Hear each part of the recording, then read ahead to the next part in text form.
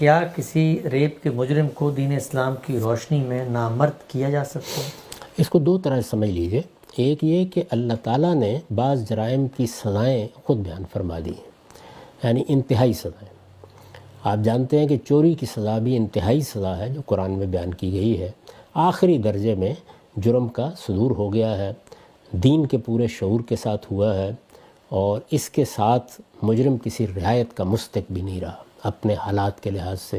تو ہاتھ کاٹنے کی سزا بیان کی ہے، بدکاری کی سزا 100 کوڑے بیان کی ہے.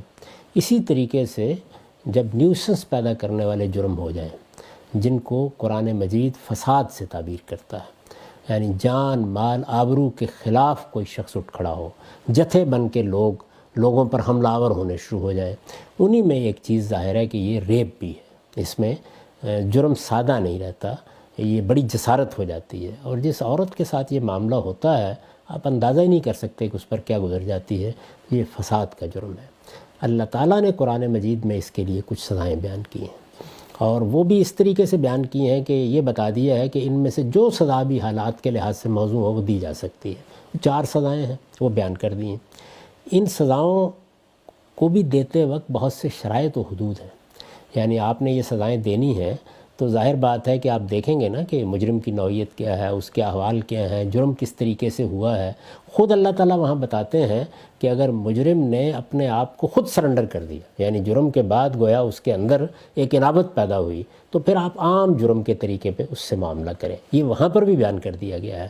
4 سزاؤں کو اگر آپ دیکھیں تو وہ اوپر سے چلتی ہیں، یعنی سخت ترین سزائیں، اور اس کے بعد نیچے آتی چلی جاتی ہیں.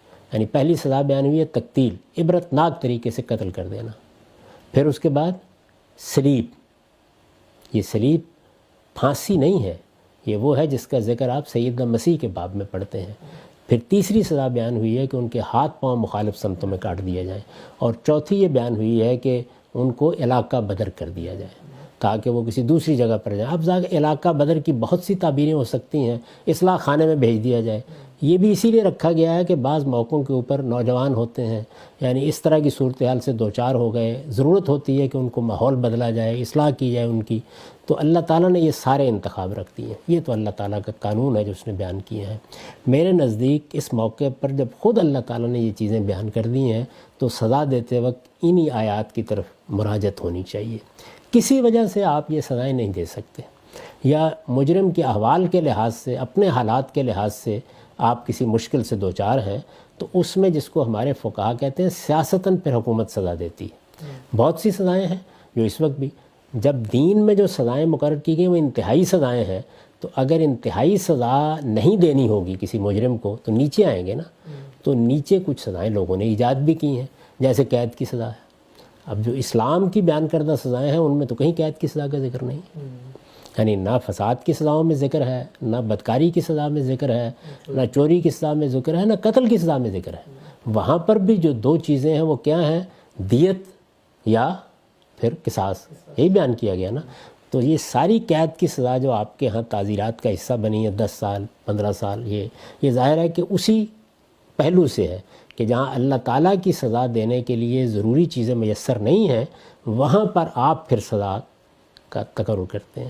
تو اس کو انسانی تجربات کی روشنی میں دیکھنا چاہیے. میں یہ تو نہیں کہتا کہ اس طرح کی سزا دینا کوئی ممنوع ہو جائے گا، لیکن اگر دینی ہے تو پھر انسانی تجربات پر مبنی چیزوں کو دیکھنا چاہیے کہ اس کے نتائج کیا ہوں گے، اس سے اس کے خاندان پر کیا اثر پڑے گا، یہ کوئی اصلاح کا ذریعہ بنے گا. اس میں عبرت کا کیا پہلو ہے ابھی تک مجھے یہ بھی سمجھ میں نہیں آیا. یعنی اس میں بہت سی چیزیں ہیں جن کے اوپر غور کرنا چاہیے. یہ ایسے ہی نہیں ہے کہ ایک جگہ سے آپ نے بات سنی اور اس کے بعد بہت سے ماہرین ہیں جو اس کے اوپر تبصرہ کر رہے ہیں. تو یہ اسی صورت میں اس طرف جانا چاہیے جب کہ وہ احوال جو اللہ تعالیٰ کی بیان کردہ سزا دینے کے لیے بیان ہوئے ہیں وہ میسر نہ ہوں. ورنہ جو سزائیں اللہ نے بیان کی ہیں وہ دیجئے. ان سے آگے کیا ہو سکتا ہے؟ استدلال کرنے کی حد تک کہا جا سکتا ہے جب اللہ تعالیٰ نے عبرتناک طریقے سے بندگی کو ختم کر دینے کی اجازت دے دی تو یہ تو بہت چھوٹی سی چیز ہے. آپ یہ سزا دینا چاہتے ہیں تو دے لیں.